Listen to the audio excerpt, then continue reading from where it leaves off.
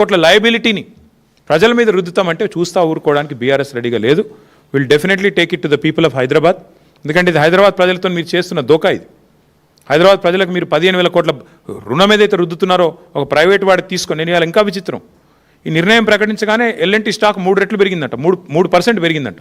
ఇప్పుడే చూస్తా ఉన్నాను ఇక్కడికి వచ్చేటప్పుడు 3% ఎల్ఎన్టీ స్టాక్ పెరిగింది.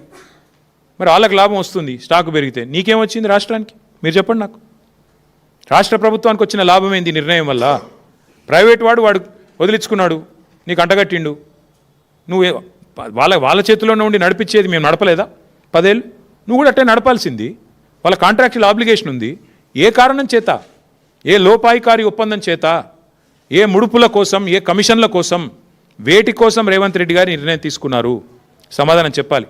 భూముల కోసమా, ముడుపుల కోసమా?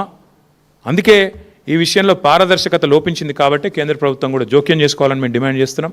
అట్లాగే మిగతా సెంట్రల్ మెట్రో యాక్ట్ ఉంది, స్టేట్ మెట్రో యాక్ట్ ఉంది, వాటికి అనుగుణంగా ఇది జరగలేదు. డెఫినెట్గా ప్రజల దగ్గరికి పోతాం.